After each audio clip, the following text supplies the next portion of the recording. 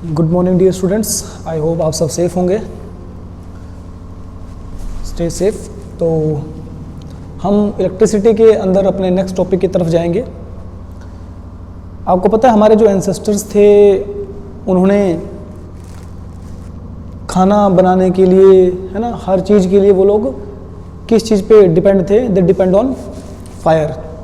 उन्हें पहले आग जलानी पड़ती थी और उसके बाद वो खाना बनाते थे, है ना, और इस तरीके से वो सरवाइव करते थे। लेकिन मेरी और आपके लाइफ में एक मिरेकल हुआ। दैट मिरेकल क्या हुआ कि हम लोग जस्ट एक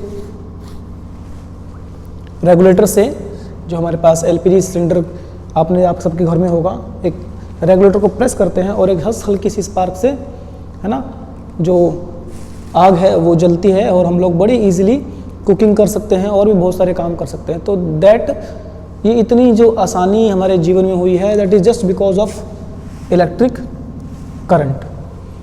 हम लोग सुबह उठने से लेकर के जब तक रात को बेड पर सो नहीं जाते, पूरी तरीके से हम लोग इलेक्ट्रिक करंट पर डिपेंड होते हैं। तो हमारी लाइफ का बहुत ही इम्पोर्टेंट पार्ट बन चुका है, that is electric current. So today we will study what is electric current. ठीक है, थोड़ा सा इलेक्ट्रिक करंट के बारे में आज हम लोग पढ़ेंगे। So first of all we will define electric current. So basically इससे पहले हमने जो वीडियोस बनाई थी उसमें हमने पढ़ा था व्हाट इज चार्ज, राइट।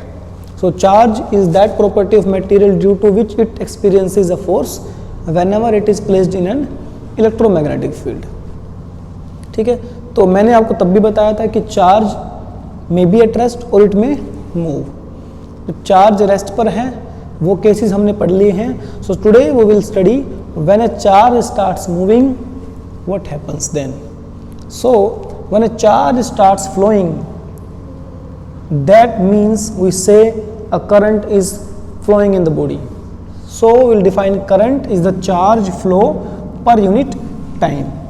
एक गिवन टाइम पीरियड के अंदर जितना अमाउंट ऑफ चार्ज फ्लो हो गया है, दैट मीन्स हम कहेंगे कि उसमें से उतना करंट फ्लो हो गया है।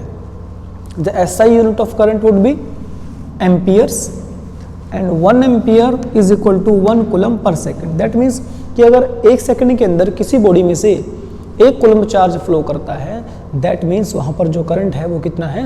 1 एम्पियर है। अब हमने बात की कि जो इलेक्ट्रिक करंट है, electric current that is the flow of charge. But किस टाइप का चार्ज? पॉजिटिव और नेगेटिव।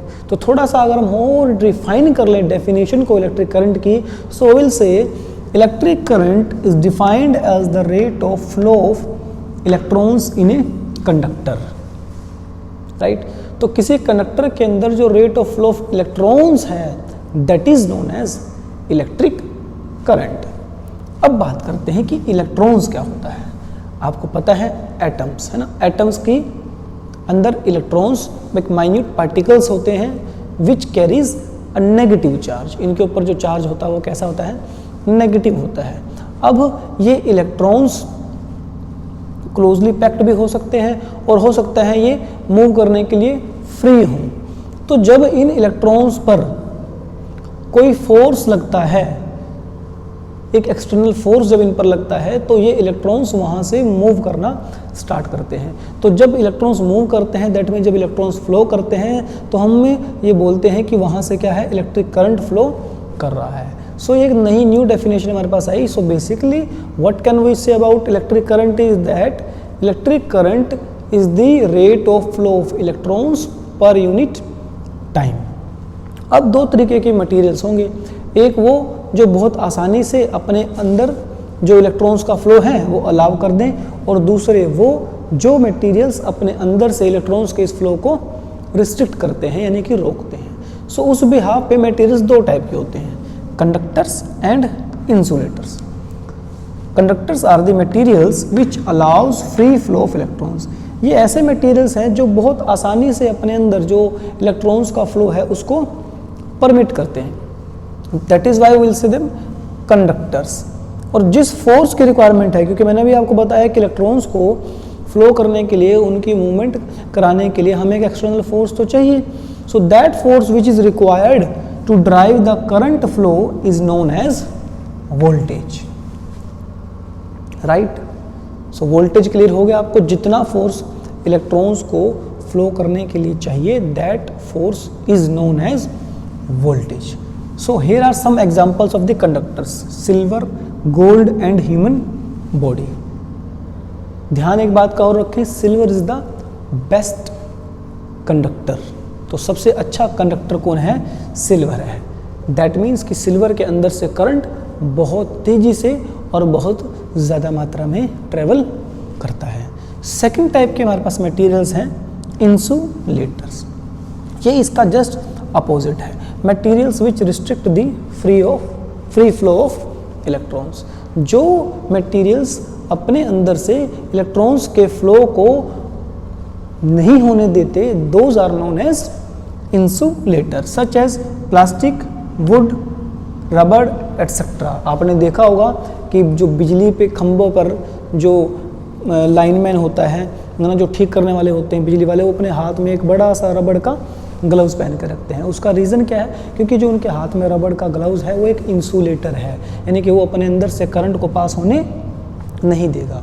इसलिए जब वो वायर्स को टच करते हैं तो वो रबड़ के ग्लव्स को जरूर पहनते हैं। So these are the all basic facts about electric current. I hope आपको समझ में आ गया होगा। So electric current is nothing but it is the rate of flow of electrons in a body. किसी बॉडी के अंदर से कितने जो इलेक्ट्रॉन्स है कितनी रेट से ट्रेवल कर रहे हैं, कितने पर टाइम के अकॉर्डिंग, वो क्या है?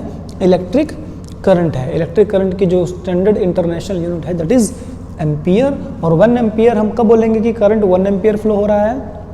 जब 1 कूलम्ब चार्ज पास हो जाए 1 सेकंड के अंदर किसी बॉडी से, तब हम ये कहेंगे कि वहाँ पर 1 एम्पियर करंट फ्लो कर रहा है। अब मटेरियल्स 2 टाइप के हो गए इस बिहाफ पर कि इलेक्ट्रॉन्स के फ्लो को वो अपने अंदर से होने देंगे या नहीं होने देंगे। कंडक्टर्स वो मटेरियल्स जो परमिट करते हैं अपने अंदर से फ्री फ्लो ऑफ इलेक्ट्रॉन्स, है ना, जैसे कि सिल्वर, गोल्ड, ह्यूमन बॉडी। और इंसुलेटर्स जो रिस्ट्रिक्ट करते हैं फ्री फ्लो ऑफ इलेक्ट्रॉन्स को, जैसे कि वुड, रबड़ एंड प्लास्टिक। तो ये थोड़ा सा बेसिक्स है इलेक्ट्रिक करंट के बारे में, है ना। सो इलेक्ट्रिक करंट हमारी लाइफ का एक बहुत ही इंपॉर्टेंट पार्ट है और we totally depend on electric current. फिर बात आप चाहे ओवन की करें, है ना, चाहे आपका रेफ्रिजरेटर की बात करें, इवन दो आपका जो मोबाइल है उसकी बैटरी भी करंट से ही चार्ज होती है। So we totally depend on electric current. So these are some basics of electric current. I hope you understood it all. Then read this from your book. Have a good day. Thanks.